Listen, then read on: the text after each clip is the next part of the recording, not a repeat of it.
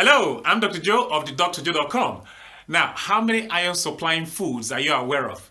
You probably know about one or two, but in this video, you're going to learn a whole lot more. In fact, by the time you finish watching this video, you're going to know about at least 22 different iron supplying foods, because this video is about iron boosting foods.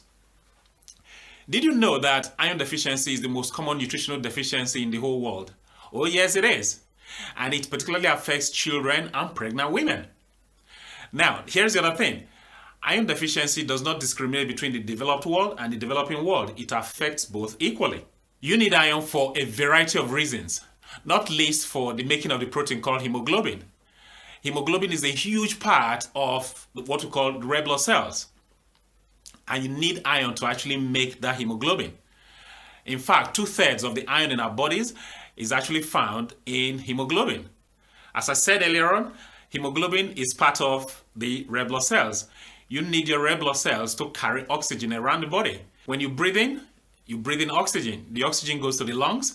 The red blood cells carry the oxygen from the lungs to your tissues. And in your tissues, carbon dioxide has already been made from the process of metabolism. That carbon dioxide has to be transported to the lungs for you to breathe out. What does that? Well, it's the red blood cells. They carry the carbon dioxide from the tissues back to the lungs, and then you exhale it. And as I said before, hemoglobin is a huge part of the red blood cells, and iron is a huge part of the hemoglobin. And it's not just that, we also need iron for growth, development, and energy production, because there's another protein called myoglobin, which is found in muscles. And guess what? Iron is also part of that myoglobin protein. So overall, we need this mineral called iron for our own very existence and also for our productivity as well. And not just that, we need plenty of it. Talking about iron needs, how much iron do we actually need per day? Well, if you're a woman between the ages of 19 and 50 years of age, you're going to need 18 milligrams of iron per day. Of course, if you're pregnant, you're going to need more. You're going to need 27 milligrams of iron per day. When you're over 50 and you're a woman, you only need about 8 milligrams of iron per day. For men, it's a lot easier. If you're 19 and over, you just need about 8 milligrams of iron per day. Now that you're red hot with all that knowledge about iron and how your body uses it, let's dive straight into the foods that will actually boost your iron supplies. That's what's coming up next after the channel intro.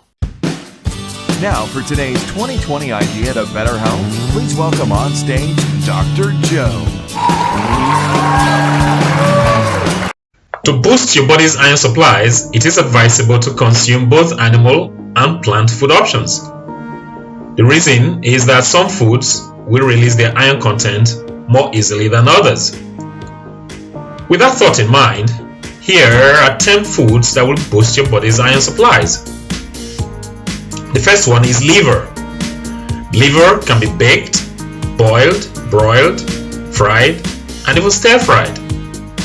Liver can also be eaten as a spread or pate. 100 grams of liver, which is 3.5 ounces, will supply you with 23 milligrams of iron. Liver recipes may not be suitable for you though if you're pregnant. But don't worry, you've got more choices coming up. Next is lean beef. Lean beef is a red meat. It's called a red meat because it has more myoglobin protein than white meat. Myoglobin is an iron and oxygen binding protein. Hence, 100 grams of ground red beef will give you 2.6 milligrams of iron. Next food is lamb. Lamb is an excellent source of iron. Lamb has a higher iron content than pork, chicken, or fish. A lamb will make a nice addition to your menu if you want to boost your iron supplies. Next food is eggs. Eggs are an excellent source of vitamin A. Along with being rich in protein, eggs can augment your iron needs. But please note that the iron in eggs is actually in the yolk. Considering eggs are a low-calorie food and relatively cheap in cost, eggs are an excellent value for money. Next food is tofu.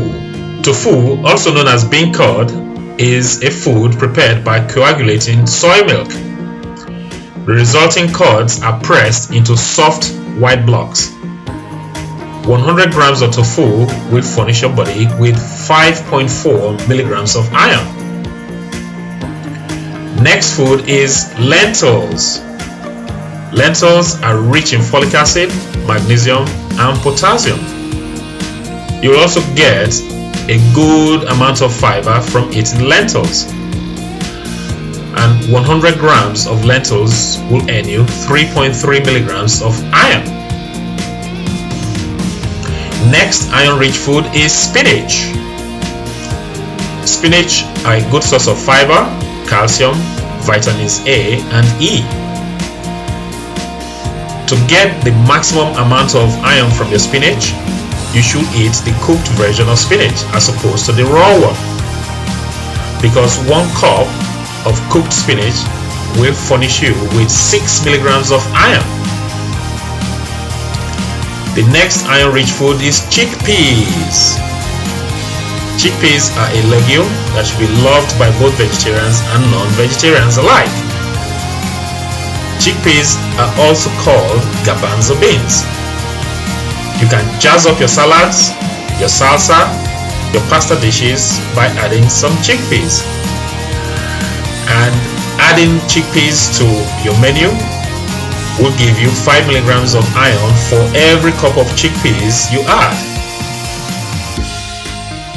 Next food is pumpkin seeds. You need to add these beauties to your salad, your yogurt, your cookies, your cakes, or simply have them as a crunchy snack. By doing so, you'll be giving your iron supplies a boost, because half a cup of pumpkin seeds will grant you 4 milligrams of iron. The next food that will give you a good supply of iron is seaweed. Please don't be left out in the seaweed revolution. Seaweeds like kelp, spirulina, and wakame pack lots of fiber, vitamin K, and calcium, along with a very healthy dose of iron. As a bonus, a cup of these seaweeds will furnish you with less than 20 calories, which is a win-win situation. Additional good sources of iron will include foods like oysters, mussels, soybeans, black beans, sesame seeds, broccoli, kale, watercress, asparagus, prunes, dried apricots, and chicken. Something I mentioned in the presentation is that absorption of iron from foods can be unpredictable. In fact, I'm going to do a separate video on that, giving tips on how you can actually boost the absorption of iron from your foods.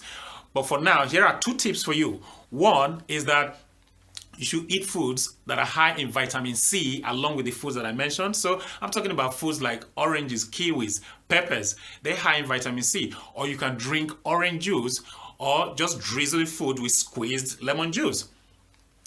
Another strategy is that you should also eat foods that are high in beta-carotene.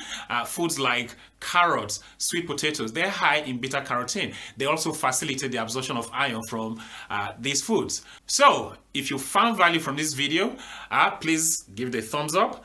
I've enjoyed making it. If you liked it, please give it a thumbs up. And if you think somebody you know can benefit from actually watching this video, please share this video with them. Sharing is caring. If you haven't subscribed to this channel, please do subscribe. The subscription button is just right there. Just right there. That's the one. It only takes about 2 or 3 seconds for you to subscribe.